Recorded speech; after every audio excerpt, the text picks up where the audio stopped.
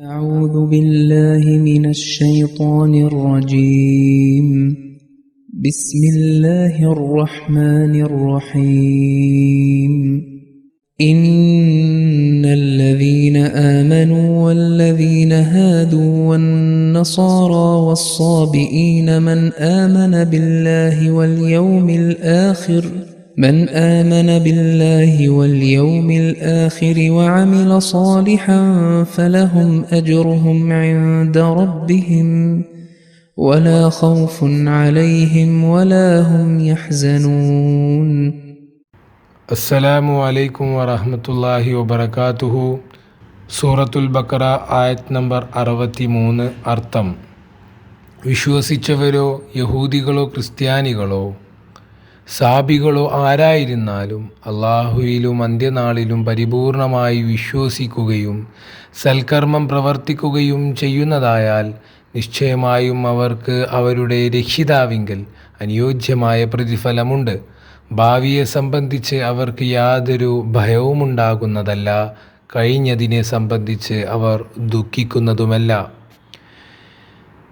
ഈ ആയത്തിൻ്റെ വിശദീകരണം തഫ്സീർ കബീർ അൽ മുസ്ലിം മൗദ് റളിയല്ലാഹു തആല അൻഹുവിൽ നിന്ന് കേൾപ്പിച്ചു വരികയാണ്. കഴിഞ്ഞ ദർസിൻ്റെ അവസാന ഭാഗത്തിൽ ബനി ഇസ്രായേൽ സമൂഹത്തിന് ഉണ്ടായ വീഴ്ചയെക്കുറിച്ച് പരാമർശിച്ചതിന് ശേഷം തുടർന്ന് ഹസ്രത്ത് ഖലീഫത്തുൽ മസീഹ് സാനി റളിയല്ലാഹു തആല അൻഹു അരുൾ ചെയ്യുന്നു: ഓർക്കുക, ഈ ആയത്തിൽ അല്ലദീന ആമനു എന്നതിൽ എല്ലാ മനുഷ്യ സമൂഹവും ഉൾപ്പെടുന്നു. വല്ലദീന ഹാദു വന്നസാറ വസാബീൻ എന്നതിൽ കൂടുതൽ ശ്രദ്ധ കൊടുക്കാൻ വേണ്ടിയാണ്, അതായത് യഹൂദികളെയും ക്രിസ്ത്യാനികളെയും സാബികളെയും പ്രത്യേകമായി പരാമർശിച്ചത്.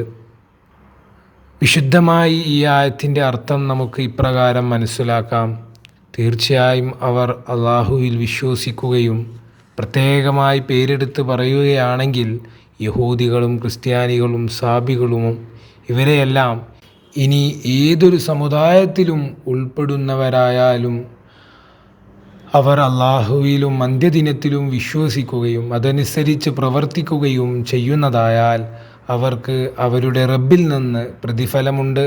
അവർക്ക് ഭാവിയെക്കുറിച്ച് ഭയക്കേണ്ടതില്ല, കഴിഞ്ഞതിനെക്കുറിച്ച് വിഷമിക്കേണ്ടതുമില്ല. ഈ അർത്ഥത്തിൽ അല്ലദീന ആമനു എന്നതുകൊണ്ട് മുസ്ലിങ്ങളെ മാത്രമാണ് എന്ന് ധരിക്കരുത്. ലോകത്തിലെ എല്ലാ വിശ്വാസികളും വിശ്വാസിയാണ് എന്ന് വാദിക്കുന്ന സമൂഹങ്ങളും ഇതിൽ ഉൾപ്പെടുന്നു.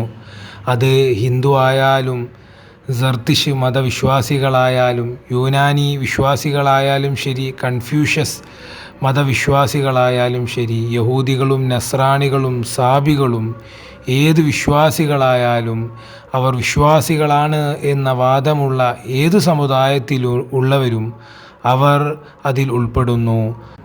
ആമനു എന്ന സംഗ്രഹ പദത്തിൻ്റെ അർത്ഥത്തിൻ്റെ വിശദീകരിക്കാൻ വേണ്ടി, ആ ഒരു പദത്തിനെ വിശദീകരിക്കുന്നതിന് വേണ്ടി അല്ലദീന ഹാദു വന്നസാറ വസാബീൻ എന്ന് പറഞ്ഞുകൊണ്ട് ഉദാഹരണമായി നൽകിയിരിക്കുകയാണ്. അത് അറബ് രാജ്യത്തിൻ്റെ ചുറ്റുഭാഗങ്ങളിൽ താമസിച്ചിരുന്നവരുടെ മതങ്ങളായിരുന്നു. അതുപോലെ ഇതിൻ്റെ മുൻപുള്ള ആയത്തിൽ, കഴിഞ്ഞ ആയത്തിൽ യഹൂദികളുടെ അവസ്ഥയെക്കുറിച്ച് വായിച്ച ഒരു വ്യക്തിയുടെ, ഒരു വിശ്വാസിയുടെ ഹൃദയത്തിൽ ഉണ്ടാകുന്ന നിരാശയെ ഇല്ലാതാക്കുന്നതിനു വേണ്ടിയും ഇവിടെ പറയുന്നു. വിശ്വാസത്തിൽ ഉണ്ടാകുന്നത് യഥാർത്ഥത്തിൽ വിശ്വാസത്തിൻ്റെ മാർഗം ആശയക്കുഴപ്പത്തിൻ്റെ മാർഗമല്ല, മറിച്ച് യഹൂദികളുടെ അവസ്ഥയിൽ നിന്ന് വ്യക്തമാണ്. അവർ സ്വയം ആശയക്കുഴപ്പത്തിൻ്റെ മാർഗമാക്കിയതാണ്.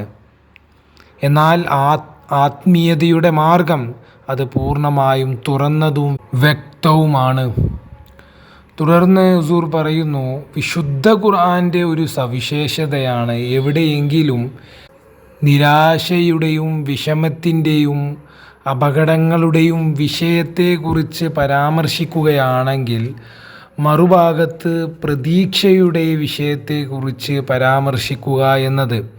അതുപോലെ എവിടെയെങ്കിലും പ്രതീക്ഷയെക്കുറിച്ചും സന്തോഷത്തെക്കുറിച്ചുമുള്ള വിഷയത്തെക്കുറിച്ച് ശക്തി കൊടുത്ത് പ്രതിപാദിക്കുന്നുണ്ടെങ്കിൽ അവിടെ അശ്രദ്ധയും അലസതയും ഉണ്ടാകാനുള്ള സാധ്യത ഉള്ളതുകൊണ്ട് അതിനെ തുടർന്ന് പിന്നീട് ദൈവഭയത്തെക്കുറിച്ചും ശ്രദ്ധയെക്കുറിച്ചുമുള്ള വിഷയത്തെക്കുറിച്ച് പ്രതിപാദിക്കുന്നത് തീർത്തും ശരിയായ ഒരു സ്ഥാനത്ത് അതിനെക്കുറിച്ച് ശരിയായ രീതിയിൽ അത് പരാമർശിക്കുക എന്നുള്ളത് വിശുദ്ധ ഖുർആൻ്റെ ഒരു സവിശേഷതയാണ്.